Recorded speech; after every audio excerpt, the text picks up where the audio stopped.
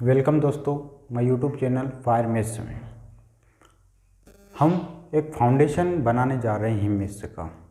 ठीक है, जिसके अंतर्गत क्या किया जाएगा कि आपका जो गणित है वो जीरो से स्टार्ट किया जाएगा। ठीक है, इसमें बिल्कुल हम एडवांस लेवल पे नहीं जाने वाले हैं। हमारा ये जो फाउंडेशन कोर्स है, ये जो सीरीज आने वाली है पूरी कंटिन्यू, ये पूरी आपके फाउंडेशन के ऊपर डिपेंड है। फाउंडेशन का तात्पर्य है कि ये आपको हर छोटी से छोटी चीज़ों से परिचय करवाया जाएगा गणित में, जिनका आप उपयोग बड़े बड़े सवालों में करते हैं या बड़ी इकाई जब आप पढ़ेंगे, जब उनमें आप देखते हैं कि सवाल का जो लेवल है वो कठिन है, लेकिन उसकी अंडरस्टैंडिंग जो है, जो आपकी समझ है, वो लाने के लिए हम एक सीरीज ला रहे हैं। ये पूरी फाउंडेशन रहेगी। ये पूरी जो सीरीज है ये आपका फाउंडेशन बनाने का काम करेगी, यानी कि आपका जो गणित है उसका बेस मजबूत करने की कोशिश इस सीरीज के द्वारा किया जाएगा। इस सीरीज में हम शुरुआत से और कंटिन्यू चैप्टरों को कंप्लीट करेंगे। ठीक है, जिसमें आज हमने रखा है संख्या पद्धति। ठीक, देखो गणित जो होता है वो सूत्र या सूत्रों के ऊपर नहीं निर्भर होता या ट्रिक के ऊपर नहीं निर्भर होता कि ये हमको ट्रिक याद है तो चलो ये सवाल कर ले, ये ट्रिक पता है तो ये हो जाए, ऐसा नहीं हो सकता है। जो गणित है वो आपकी समझ के ऊपर डिपेंड करता है।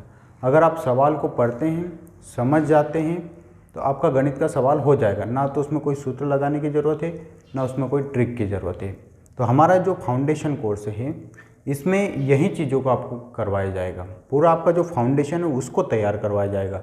ना कि हमारा ये उद्देश्य है कि नहीं हम ये सूत्र लगा लें, ये सूत्र लगा लें, उस ट्रिक से हल कर लें। कोई ट्रिक नहीं है, कोई सूत्र नहीं होता गणित के लिए, मेरे लिए। ठीक है, बहुत कम चीज़ होती है जो हमको याद करना होती है। ठीक है, बाकी जो गणित होता है वो पूरी आपकी समझ के ऊपर डिपेंड करता है। और हम जो सीरीज आने वाली है इसमें सिर्फ एक ही काम करने वाले कि आपका जो गणित के प्रति जो समझ है उसको विकसित करने वाले हैं। अगर ये आप पूरा फाउंडेशन कोर्स करते हैं, पूरा कंटिन्यू करते हैं, सभी लेक्चरों को कंटिन्यू देखते हैं, तो मैं गारंटी लेता हूँ कि आपकी जो समझ होगी वो बहुत ही बढ़िया हो जाएगी हर सवाल के प्रति। फिर चाहे कितने ही बड़े सवाल हो हम उनको कर सकते हैं। ठीक है, लेकिन उसके लिए क्या चाहिए कि छोटे सवालों पे हमारी कमांड होनी चाहिए। हमें पता होनी चाहिए कि संख्या क्या होती है, अंक क्या होते हैं। ठीक है, प्राकृत संख्या क्या होती है, सम संख्या क्या होती है, छोटे छोटे एलसीएम को कैसे लिया जाता है, कैसे जोड़ा जाता है संख्याओं को। ठीक है, औसत क्या होता है, औसत की समझ होनी चाहिए। ठीक है, औसत शब्द का मतलब क्या होता है, इन सब चीज़ों पे क्या छोटी छोटी कमांड होगी, तभी जाके हम क्या करते हैं, बड़े बड़े सवालों को हल करते हैं। तो हमारा जो फाउंडेशन कोर्स है ये पूरा जीरो से लेके पूरा आपका फाउंडेशन तैयार करने का काम करता है। ठीक है, हम इसमें बिल्कुल एडवांस गणित नहीं पढ़ने वाले हैं। ठीक है, एडवांस गणित के लिए हम अलग सीरीज लेके आएंगे।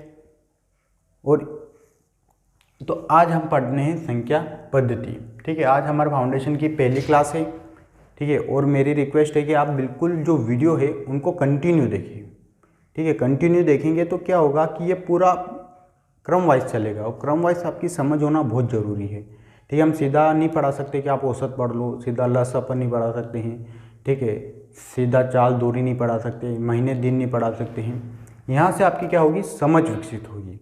और हमारी जो गणित है उसमें सबसे इम्पोर्टेंट है संख्या पद्धति वाला चैप्टर। अगर ये इकाई आपको अच्छे से याद है तो आपका कैलकुलेशन बहुत अच्छा हो जाएगा। इसलिए संख्या पद्धति पे कमांड होना बहुत आवश्यक है। ठीक है, आज हम चालू करने वाले हैं संख्या पद्धति, नंबर सिस्टम।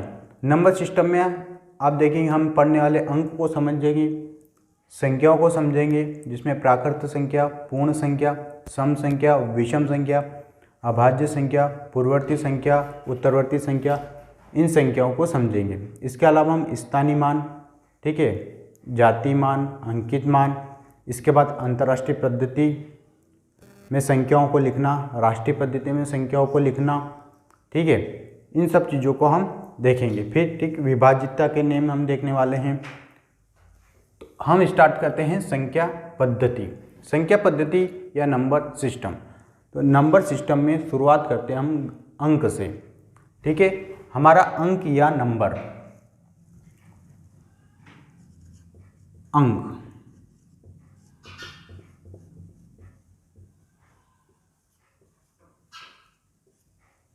तो हमारे गणित में जो अंक होते हैं वो होते हैं 9।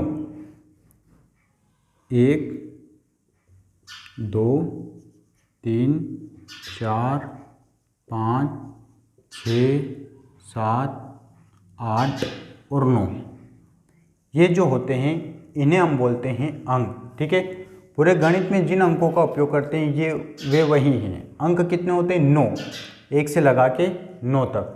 पूरे गणित में हम किन्हीं अंकों का उपयोग करते हैं? इन्हीं अंकों का उपयोग करते हैं। इसके अलावा एक और होता है जीरो। जीरो वैसे तो कोई अंक नहीं होता है, ठीक है, जीरो हमारी मदद करने के लिए होता है, इसे हम अंक में शामिल नहीं कर सकते हैं। लेकिन जीरो भी अंक बन सकता है यदि वो किसी संख्या के बाद लिखा हो तो। मानो मैंने लिख दिया 0 1 और 0 लिखा, तो ये हम बोल सकते हैं कि ये अंक है, 0 अंक है। इस स्थिति में 0 अंक है जब वो संख्या के पीछे लगता है। ठीक है, मैंने लिख दिया ये, तो इस स्थिति में 0 क्या है? हमारा अंक रहेगा। यदि वो संख्या के बाद में है, चाहे वो किसी भी स्थान पे रहो, चाहे सबसे लास्ट में रहो, ठीक है, बीच में रहो, कहीं पर भी रहो, तो वो हमारा अंक होगा। लेकिन वो यदि संख्या से पहले है, ठीक है, तो इसे हम अंक नहीं बोलते हैं। इसे ऐसा नहीं बोल सकते कि 3 अंकों की संख्या है।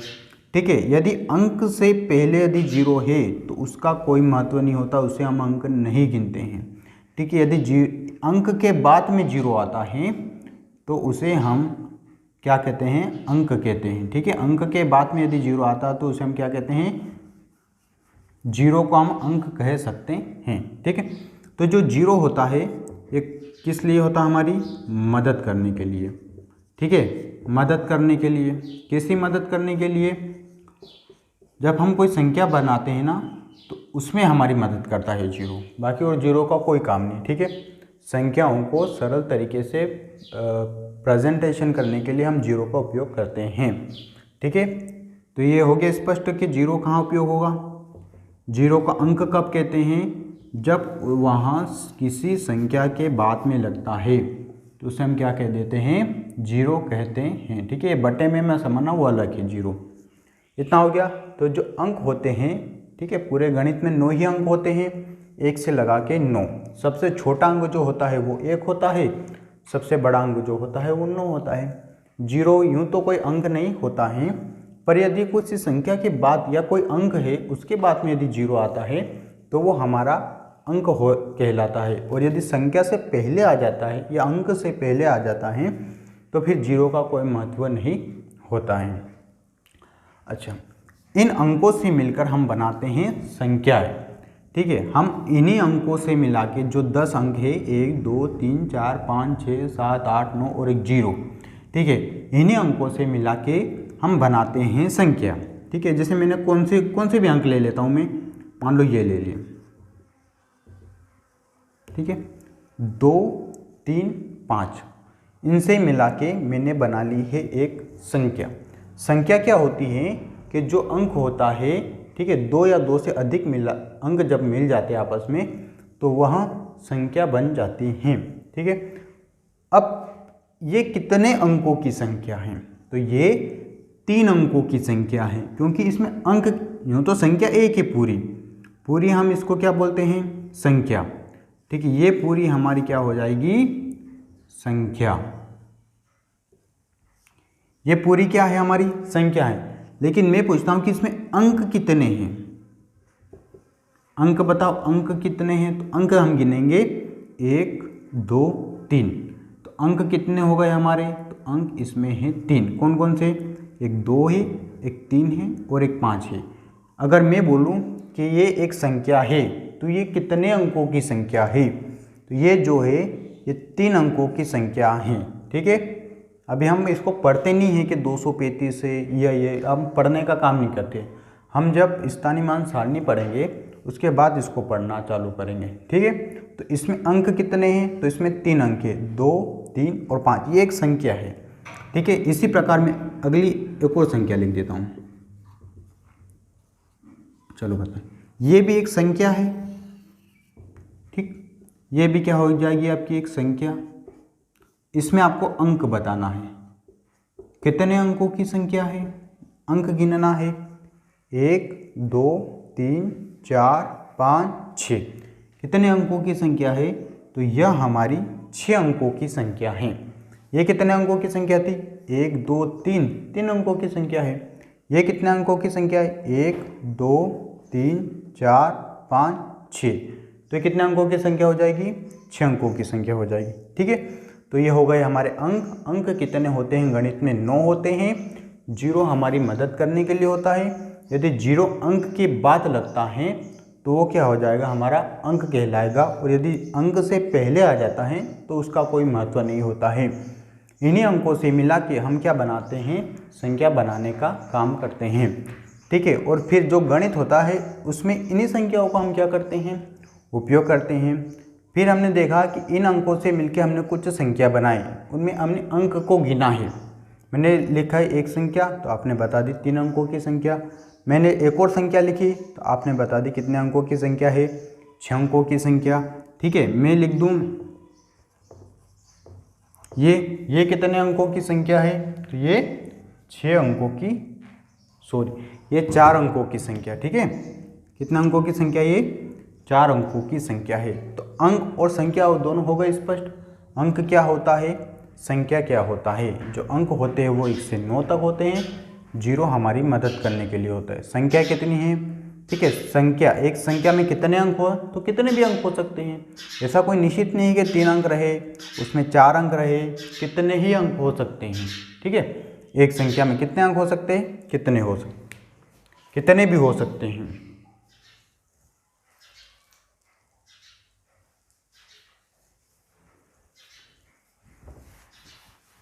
इसके बाद हम अंक और संख्या के बाद चलते हैं संख्याओं के प्रकार। देखो यहाँ पे बहुत सारी संख्याएं हैं। वैसे तो जो इम्पोर्टेंट है, जिनके बारे में आपको पता होना चाहिए वो तो मैंने लिख ही दी कि संख्याएं, जैसे प्राकृत संख्या, नेचुरल नंबर, पूर्ण संख्या, होल नंबर, सम संख्या, विषम संख्या, अभाज्य संख्या, प्राइम नंबर, पूर्ववर्ती संख्या और उत्तरवर्ती संख्या। इसके अलावा भी बहुत सारी संख्या होती है, जैसे ठीक है, वास्तविक संख्या हो गई, परिमेय संख्या है, अपरिमेय संख्या है, ठीक है, सहभाज्य संख्या है। लेकिन वो इतनी हमारे लिए ज़रूरी नहीं है। हमारे जो फाउंडेशन है उसके लिए इन्हीं संख्याओं का ज्ञान होना हमारे लिए आवश्यक है। इसके अलावा हमें और संख्याओं का ज्ञान आवश्यक नहीं है। ठीक है, तो हम शुरुआत करते हैं प्राकृत संख्या से। देखिए, प्राकृत संख्या, तो प्राकृत संख्या कुछ नहीं होती है। प्राकृत जो संख्या है उनकी शुरुआत 1 से होती है। ठीक है, 1 से लगा के चलती हैं कहाँ तक? अनंत तक चलती है, इन्फिनिटी तक चलती हैं। उसे हम बोलते हैं प्राकृत संख्या। प्राकृत संख्या में 0 को शामिल नहीं किया जाता है। मैं बोलता हूँ कि पहली 5 प्राकृत संख्याओं का योग ज्ञात कीजिए, तो आप किन संख्याओं को जोड़ेंगे? 1 2 3 4 और 5। इन संख्याओं का क्या करेंगे? आप जोड़ ज्ञात करेंगे। मैंने क्या बोला? पहली 5 प्राकृत संख्या। तो प्राकृत संख्या है उसमें 0 को शामिल नहीं किया जाता है। सबसे छोटी प्राकृत संख्या कौन सी है? तो सबसे छोटी जो प्राकृत संख्या है वो हमारे पास 1 है। सबसे बड़ी प्राकृत संख्या, तो सबसे बड़ी प्राकृत संख्या हम नहीं बता सकते हैं। क्यों? क्योंकि ये अनंत तक चलती है। इसके बाद दूसरे नंबर पे लिखा है पूर्ण संख्या। पूर्ण संख्या, होल नंबर। ठीक है, तो जो पूर्ण संख्या होती है उसमें 0 को शामिल किया जाता है। ठीक है, जो प्राकृत संख्या होती है यदि उसमें 0 को शामिल कर लिया जाता तो वो क्या बन जाती है? हमारी पूर्ण संख्या बन जाती है। देखो, पूर्ण संख्या कहाँ से स्टार्ट होगी? 0 से। और प्राकृत संख्या कहाँ से स्टार्ट होगी? 1 से। दोनों कहाँ तक चलेगी? अनंत तक। सबसे छोटी प्राकृत संख्या क्या है? 1 है। सबसे छोटी पूर्ण संख्या क्या है?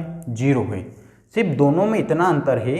यदि प्रश्न आता है कि प्रथम 5 प्राकृत संख्या को योग ज्ञात कीजिए, तो आप लिखेंगे 1 + 2 + 3 + 4 + 5 और इसका योग ज्ञात कर लेंगे।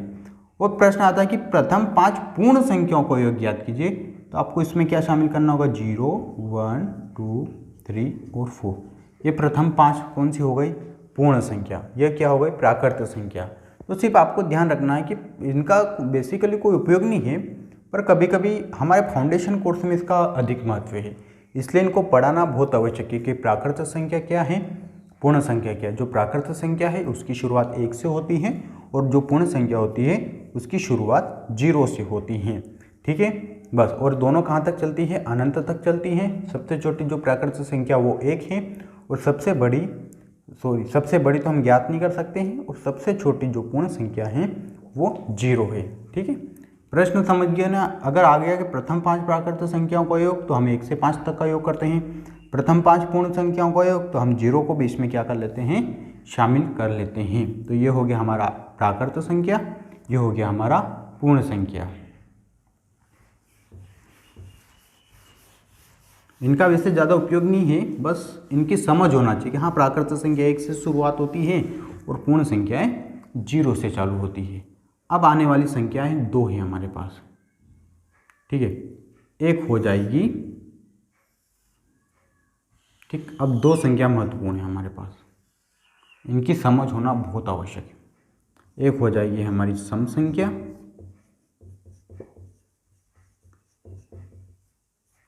और 1 हो जाएगी हमारी विषम संख्या। देखिए, इन्हीं सभी संख्याओं में सिर्फ ये 3 ही संख्या महत्वपूर्ण है। एक सम संख्या का ज्ञान होना चाहिए आपको, एक विषम संख्या का ज्ञान होना चाहिए और एक अभाज्य संख्या का ज्ञान होना चाहिए। ये तीनों संख्याओं का ज्ञान होना आवश्यक है। ठीक है, बाकी ये सिर्फ समझने के लिए, बाकी कोई ज़रूरत नहीं हमारे फाउंडेशन कोर्स में। तो सम संख्या, तो वह संख्या, ठीक है, सम संख्या की परिभाषा क्या हो जाएगी कि वह संख्या, ठीक है, सम संख्या की परिभाषा वह क्या होगी कि वह संख्या जिसमें इकाई के स्थान पे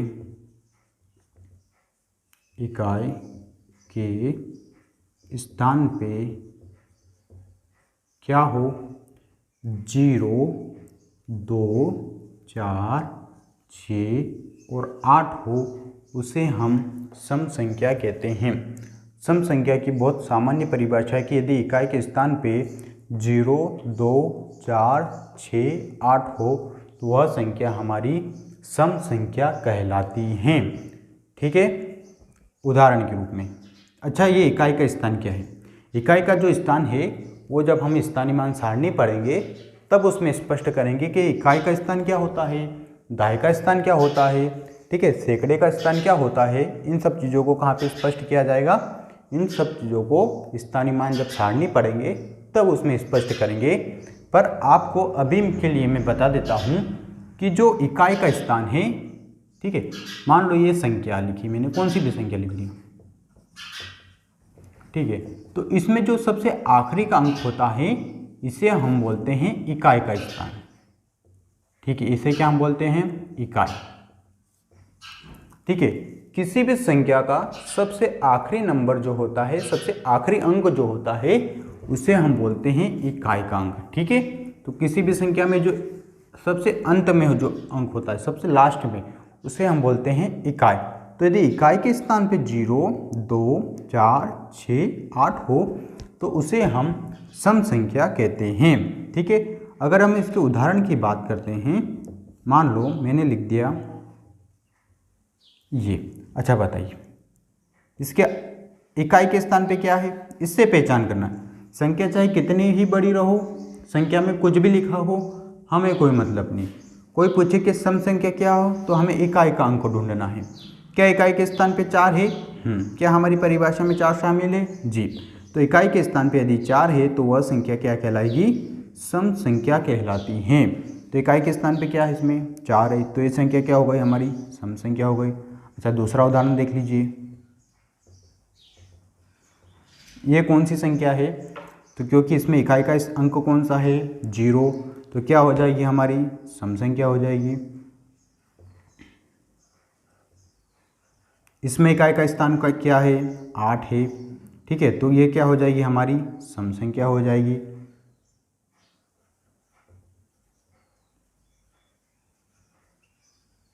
चलो, इसमें इकाई का स्थान क्या है? तो इसमें इकाई का स्थान 2 है, तो ये हमारी क्या हो जाएगी? सम संख्या हो जाएगी। तो ये सम संख्या हो गई, सम संख्या के उदाहरण हो गए। ठीक है, सम संख्या क्या है? जिसमें इकाई के स्थान पे 0, 2, 4, 6, 8 हो तो उसे हम क्या कहते हैं? उसे हम सम संख्या कहते हैं। विषम संख्या की जब हम बात करते हैं तो इसमें भी वही है, क्या है, इकाई के स्थान पे, ठीक है, इकाई के स्थान पर।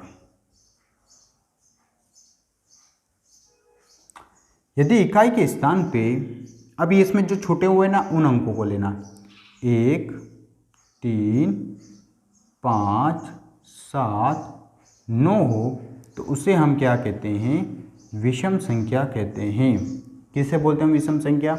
यदि इकाई के स्थान पे 1, 3, 5, 7 और 9 हो तो उसे हम क्या बोलते हैं, उसे हम विषम संख्या बोलते हैं। ठीक है, इकाई के स्थान पे 0, 2, 4, 6, 8 हो तो सम संख्या, इकाई के स्थान पे 1, 3, 5, 7 और 9 हो तो उसे हम क्या बोलते हैं, विषम संख्या कहते हैं। इकाई का स्थान स्पष्ट है ना आपको? जो संख्या होती है उसमें जो सबसे आखिरी नंबर होता है, जो सबसे आखिरी डिजिट होता है, उसे हम बोलते हैं इकाई का स्थान। ठीक है, अब मैं यहाँ पे उदाहरण ले लेता हूँ, 2, 4, 6 और 3। अच्छा बताइए, इसमें इकाई का स्थान क्या है? 3 है। तो 3, क्योंकि इकाई का स्थान 3 है, इन अंकों से हमें नहीं मतलब कि ये सम है, ये विषम नहीं, इसकी पहचान नहीं करना आपको सिर्फ सबसे आखिरी का अंक को देखना है। क्या सबसे आखिरी का अंक 3 है? हाँ है। तो ये किसकी पहचान है? तो ये विषम संख्या में आता है 3। ये कौन सी संख्या हो गई? ये विषम संख्या हो गई। ठीक है, अगला उदाहरण, बाकी अंकों से हमें कुछ नहीं करना है, ठीक है, चाहे वो कुछ भी रहो। चलो, इकाई का स्थान क्या है? इकाई के स्थान पे क्या है? 9 है। तो ये कैसी संख्या हो गई? ये विषम संख्या हो जाती है। ठीक है, अच्छा बताइए, 15 क्या सम है या विषम है? तो 15 में क्योंकि इकाई का स्थान पर 5 है तो 5 किसकी पहचान है? विषम की। तो ये सम संख्या हो गई, ये विषम संख्या हो गई। सिंपल अगर मैं परिभाषा बोलूँ कि सम संख्या और विषम संख्या क्या है, तो यदि इकाई के स्थान पे 0, 2, 4, 6, 8 आता है तो उसे हम बोलते हैं सम संख्या, और यदि इकाई के स्थान पे 1, 3, 5, 7, 9 आता है तो उसे हम बोलते हैं विषम संख्या। इकाई का स्थान वहाँ होता है जो संख्या के सबसे आखिरी में होता है, उसे हम क्या बोलते हैं? इकाई का स्थान। ठीक है, तो हो गई हमारी सम संख्या, विषम संख्या। इनकी पहचान होना बहुत ही आवश्यक हो जाता है। सवालों को जब हम सरल करते हैं, जब हम भाग करते हैं, गुणा करते हैं, उनमें इनका क्या किया जाता है? उपयोग बहुत ही आवश्यक हो जाता है। तो स्पष्ट हो गया आपका सम संख्या, विषम संख्या। ठीक है, प्राकृत संख्या कंप्लीट हो गई। प्राकृत संख्या क्या है? जो 1 से स्टार्ट होगी अनंत तक चलेगी। पूर्ण संख्या क्या है? जो 0 से चलेगी और अनंत तक चलेगी। सम संख्या तो वह संख्या जिसमें इकाई के स्थान पे 0, 2, 4, 6, 8 हो उसे हम सम संख्या कहते हैं। विषम संख्या यदि इकाई के स्थान पे 1, 3, 5, 7 और 9 हो तो उसे हम विषम संख्या कहते हैं। ठीक है, तो ये हो गया हमारा सम संख्या, विषम संख्या। अब आपको क्या करना है कि 1 से 100 तक गिनती लिखनी है 2 बार। उसमें क्या करना है कि पहले वाले में सम संख्याओं पे गोला लगा देना है। जब दूसरी बार आप 1 से 100 तक गिनती लिखेंगे तो उसमें विषम संख्याओं पे आपको गोला लगाना है। ठीक है, इससे आपकी क्या हो जाएगी? सम और विषम बिल्कुल स्पष्ट हो जाएगी, कोई रटने की जरूरत नहीं पड़ेगी। ठीक है, पर आपको क्या करना है कि 2 बार 100 तक गिनती लिखना है, उसमें सम और विषम संख्याओं पे गोला लगा लेना है। तो ये हो गया हमारी सम संख्या और विषम संख्या। अब हम सबसे महत्वपूर्ण संख्या की ओर चलते हैं। ठीक है, सबसे महत्वपूर्ण संख्या जिसे हम बोलते हैं अभाज्य संख्या या प्राइम नंबर। सबसे महत्वपूर्ण संख्या, संख्याओं में इतना हमने पढ़ लिया है, सबसे इंपॉर्टेंट है हमारा अभाज्य संख्या। ठीक,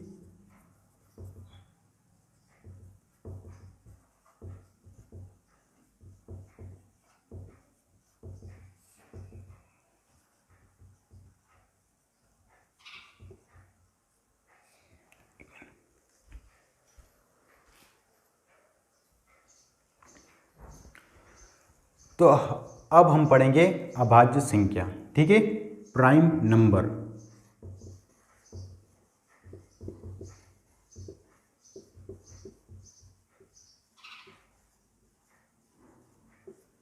देखिए, प्राइम नंबर या अभाज्य संख्या। अभाज्य संख्या जैसे नाम से ही स्पष्ट है, इसमें अभाज्य मतलब ऐसी संख्या जो किसी से भी क्या ना हो, भाज्य ना हो, या किसी भी पहाड़े से अगर उसमें भाग लगाते हैं तो पूरा भाग नहीं जाता है, ऐसी संख्या को हम क्या कहते हैं, अभाज्य संख्या कहते हैं। ठीक है, जैसे अभाज्य जो संख्या होती है उसकी सिर्फ आपको एक बात ध्यान रखना है कि अभाज्य संख्या स्वयं के एक और स्वयं के अलावा किसी भी पहाड़े में नहीं आती है, उसे हम बोलते हैं अभाज्य संख्या। अभाज्य संख्या क्या है कि जो एक के पहाड़े में आएगी और स्वयं के पहाड़े में आएगी। ठीक है, जैसे अभाज्य संख्या 5 है तो ये एक के पहाड़े में आएगी, ये 5 के पहाड़े में आएगी, इसके अलावा और किसी के पहाड़े में नहीं आती है। ठीक है, मैंने बोल दिया एक और अभाज्य संख्या 23 ले लिया। ठीक है, तो ये एक अभाज्य संख्या है, तो ये सिर्फ इसी के पहाड़े में आएगी और एक के पहाड़े में आएगी, इसके अलावा किसी के भी पहाड़े में नहीं आती है। और इन संख्याओं में यदि हम किसी भी संख्या से भाग लगाते हैं तो हमेशा 0 नहीं आ सकता। ठीक है, जो शेषफल होता है कुछ ना कुछ बच जाता है। ठीक है, तो इसमें पूर्णतः भाग नहीं जाता है, इसीलिए तो इनको बोलते हैं अभाज्य। भाज्य अभाज्य मतलब जिनको भाग अगर लगाते हैं तो शेषफल हमारा 0 नहीं आएगा। ठीक है, अब इनका क्या उपयोग है हमारे इस पूरे गणित में, तो देखिए इनका उपयोग हम श्रृंखला जब सीरीज करते हैं। ठीक है, इसके अलावा हम रीजनिंग में इसका उपयोग देख सकते हैं। इसके अलावा अभाज्य संख्याओं को जब हम गुणा करते हैं, भाग करते हैं, तो मान लो कि हम किसी संख्या से भाग लगा रहे हैं और वहाँ पे 23 आ गया, तो हमें ये पता चल जाता है कि अब हमारे 23 से ही भाग लगाना है, क्योंकि 23 किसी भी पहाड़े में नहीं आता है। तो इन अभाज्य संख्याओं का ज्ञान होना आपके लिए बहुत आवश्यक हो जाता है। ठीक है, क्योंकि अभाज्य संख्या ऐसी होती हैं कि अगर आपको अभाज्य संख्या दिखी तो आपके दिमाग में तुरंत आ जाना कि अब नहीं कटने वाला ये, अब हमको भाग ही लगा लेना है, डायरेक्ट इसी के पहाड़े से भाग लगा देना है। ठीक है, जैसे कि मान लो कि ये आप कुछ काट रहे थे और डायरेक्ट उत्तर ही आ गया, कुछ काटते वाटते उत्तर आपका ये आ गया, तो आपको पता चल गया अच्छा 23 अभाज्य संख्या है। अच्छा अब पूरा भाग नहीं जाएगा, अब हमको इसको दशमलव बदलना होगा, अब हम इसमें भाग लगा देते हैं। तो ये इसका क्या हो जाता है, उपयोग हो जाता है। ठीक है, इसके अलावा जो नंबर सीरीज भी चलती हैं वो भी अभाज्य, बहुत सारी क्या होती है कि अभाज्य संख्याओं के रूप में चलती हैं, कि पहले जो डिफरेंस था वो 2 का है, फिर वो 3 का हो गया, फिर वो 5 का हो गया, फिर वो 7 का हो गया, फिर या फिर 2 का वर्ग के रूप में। ठीक है, या फिर 3 के वर्ग के रूप में। ठीक है, तो वो अभाज्य संख्याओं का ये उपयोग हो जाता है हमारा। कैसे, चलो मैं श्रृंखला का उदाहरण देके समझाता हूँ। ठीक है, मान लो पहला है 4, दूसरा है 9, ठीक, तीसरा है 25 और चौथा है 49। अब आपको अगली सीरीज बतानी है कि यहाँ पे क्या आएगा। तो देखो इसमें अगर आप कुछ भी लगाओगे, जोड़ोगे, घटाओगे तो आपको समझ में नहीं आएगा। इसके लिए सबसे महत्वपूर्ण हो जाता है कि आपको अभाज्य संख्या को ज्ञान होना चाहिए कि ये जो थे वो 2 का वर्ग है, ये 3 का वर्ग है, ये 5 का है, ये 7 का है। और अभाज्य संख्या में 2, 3, 5, 7 के बाद में क्या आता है, 11 आता है। तो यहाँ पे क्या आ जाएगा हमारा 121। मतलब ये अभाज्य संख्याओं का क्या होना चाहिए, हमें ज्ञान होना चाहिए।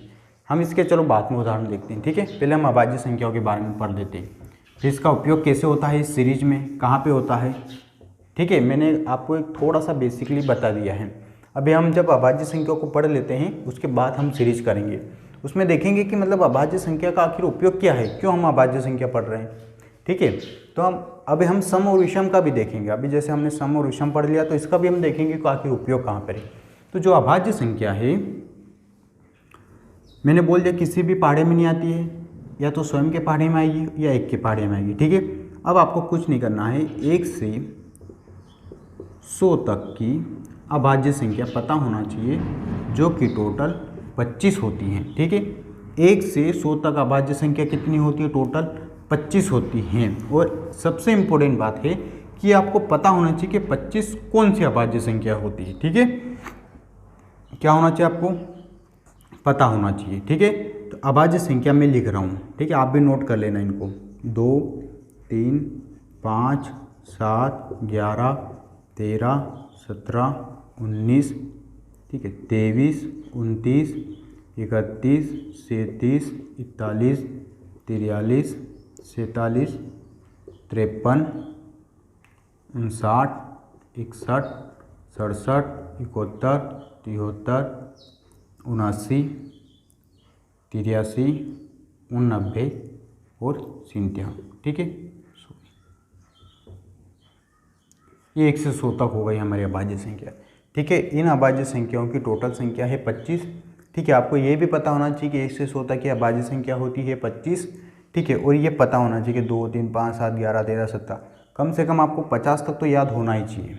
ठीक है, 50 तक तो आपको पता होना चाहिए कि अभाज्य संख्या कौन कौन सी हो जाती है। तो ये वो संख्या है 1 से 100 तक जो किसी भी पहाड़े में नहीं आती है। या तो इसमें जो भाग लगेगा या तो वो 1 से लगेगा, ठीक है, या स्वयं से लगेगा। ठीक है, मान लो आपको कोई सवाल आ गया, उसमें काटते काटते आप यहाँ तक पहुँच गए और अब जो नीचे आ गया वो 61 आ गया। ठीक है, तो आप वहाँ पे ये नहीं करेंगे अरे 61 किस पहाड़े में, नहीं, क्योंकि आपको पता चल गया कि एक अभाज्य संख्या आ चुकी है। अब आपको इसमें 61 से ही भाग लगाना है और उत्तर को दशमलव में लेके आना है। ठीक है, तो ये अभाज्य संख्या के सबसे बड़े उपयोग हैं। इसके अलावा सीरीज में मैंने बता दिया। ठीक है, तो ये जो अभाज्य संख्या है 2, 3, 5, 7, 11, 13, 17, 19, 23, 29, ये सभी अभाज्य संख्या आपको याद होना चाहिए। ठीक है, हमारी इस सीरीज में ये आपको पहली बार मैं कुछ याद करने के लिए बोल रहा हूँ कि आपको 1 से 100 तक अभाज्य संख्या पता होना चाहिए और याद होना चाहिए। ठीक है, आगे हम और भी पढ़ेंगे और भी देखेंगे इनका कि अभाज्य संख्या क्या होती है, इनका उपयोग और कैसे करते हैं। ठीक है, सीरीज में तो मैंने जैसे बता ही दिया कि कैसे इनका उपयोग हो जाता है। तो ये हो जाता है हमारे प्राइम नंबर। अच्छा, सबसे छोटी अभाज्य संख्या कौन सी है? तो जो सबसे छोटी अभाज्य संख्या है वो 2 है। ठीक है, अच्छा, 2 अंकों की सबसे छोटी अभाज्य संख्या, तो 2 अंकों की सबसे छोटी अभाज्य संख्या 11 है। 2 अंकों की सबसे बड़ी अभाज्य संख्या 97 है। ठीक है, अच्छा, जो अभाज्य संख्या होती है वो विषम होती है, मतलब जो विषम संख्याएं होती है उन्हीं संख्या को हम अभाज्य संख्या कहते हैं। लेकिन इसमें 2 आपको अपवाद के रूप में मिल जाएगा कि ठीक है, क्योंकि 2 एक सम संख्या होते हुए भी क्या है, अभाज्य संख्या है। अभाज्य संख्या की जो शुरुआत होती है वो 2 से होती है। ठीक है, अगर आपके मन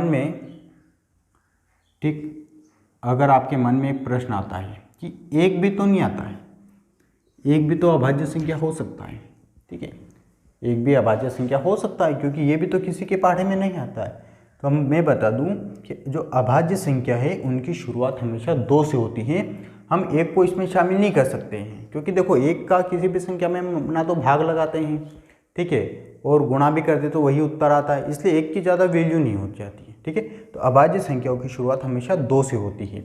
1 को इसमें हम क्या करते हैं, शामिल नहीं करते हैं। ठीक है, 1 ना भाज्य है ना अभाज्य है, 1 कुछ भी नहीं होता है, 1 होता ही नहीं, 1 कुछ भी नहीं होता, ना भाज्य ना अभाज्य, कुछ भी नहीं है। ठीक है, तो ये संख्या क्या हो गई हमारी, अभाज्य संख्या। अच्छा, भाज्य संख्या क्या हो जाएगी? भाज्य संख्या मतलब जो किसी से भी डिवाइडेड हो जाती है। मान लो मैंने लिख दिया 6, तो 6 2 से डिवाइडेड हो जाएगा। ठीक है, 2 या 6, तो ये 6 क्या हो जाएगी, हमारी भाज्य संख्या हो जाएगी। ठीक है, मतलब जो अभाज्य संख्या को छोड़ के जितनी भी संख्या बची है सब भाज्य संख्या हो सकती है, और अभाज्य संख्या विषम संख्या हो सकती है। ठीक है, इसके बाद लिखा है पूर्ववर्ती संख्या और उत्तरवर्ती संख्या। तो देखिए, ये सिर्फ मैंने आपको समझाने के लिए लिखा है, बाकी इनका कोई ज़्यादा उपयोग नहीं है। पूर्ववर्ती का मतलब होता है एक पहले की, ठीक है, एक इसमें से घटा देंगे, और उत्तरवर्ती मतलब एक बाद की प्लस 1 कर देंगे। मैं पूछूंगा आपको कि 70 की पूर्ववर्ती क्या हो जाएगी, तो 69 हो जाएगी। ठीक है, उत्तरवर्ती मैं बोलूँगा 70 की उत्तरवर्ती क्या हो जाएगी, तो 1 जोड़ देंगे तो 71 हो जाएगी। ठीक है, बस ये सिर्फ समझने के लिए कि पूर्ववर्ती मतलब उसकी एक पहले की, 1 को घटा देंगे तो पूर्ववर्ती, उत्तरवर्ती मतलब 1 को उसमें जोड़ देंगे। ठीक है, तो ये हमारा क्या हो जाता है, अंक हो जाता है। ठीक है, इसमें सम संख्या, विषम संख्या पढ़ ली हमने, अभाज्य संख्या पढ़ ली, उत्तरवर्ती और पूर्ववर्ती संख्या पढ़ ली। ठीक है, भाज्य संख्या मैंने बता दी। अभाज्य संख्या के अलावा जो भी संख्या बचती है उनको हम क्या कहते हैं, भाज्य संख्या कहते हैं। ठीक है, अब हम इस सीरीज को कल आगे करेंगे। ठीक है, आपको सिर्फ 3 चीज़ों का ध्यान रखना है, सम, विषम और अभाज्य संख्या। आपको अब 3 बार 100 तक गिनती लिखना है, 1 से 100 तक एक बार, फिर 1 से 100 तक एक बार, फिर 1 से 100 तक एक बार। पहली बार में आपको क्या चुनना है, सम संख्याओं पे गोला लगा देना है। दूसरी बार में आपको विषम संख्याओं पे गोला लगा देना, और तीसरी बार में आपको अभाज्य संख्याओं पे गोला लगा देना है। ठीक है, आपको कल के लिए यही रहेगा कि आपको अभाज्य संख्या याद होना चाहिए, बस इतना ही, और सम और विषम की पहचान आपको याद होना चाहिए। ठीक है, उसके बाद हम कल कंटिन्यू करेंगे। कल हम पढ़ेंगे स्थानीय मान सारणी, अंतर्राष्ट्रीय पद्धति, ठीक है, स्थानीय मान, जातीय मान, ठीक है, और विभाज्यता के कुछ नियम हैं, ये कुछ बातें हमें जो पढ़ रहेंगे। ठीक है, उसके बाद हम संख्या पद्धति के सवाल करेंगे। आई होप कि आपको समझ में आया होगा ठीक है, मैंने अपनी तरफ से बेस्ट देने का प्रयास किया है। तो इसमें सबसे महत्वपूर्ण बात मैं इन्हीं तीनों संख्याओं पे करूँगा, सम, विषम और अभाज्य संख्या, ये आपको पता होना चाहिए। ठीक है, और इनके नोट्स भी बना लेना साथ साथ में। ठीक है, मैंने बता दिया ये हमारा फाउंडेशन कोर्स है, एडवांस नहीं है कि इसमें हम बिल्कुल हाई लेवल पे जाने वाले, बिल्कुल बेसिक चीज़ें पढ़ेंगे और बहुत अपना मैथ्स को स्ट्रॉन्ग करेंगे। और बेसिक अगर आपका कंप्लीट हो जाता फिर हम एडवांस सीरीज बनाएंगे। ठीक है, थैंक यू।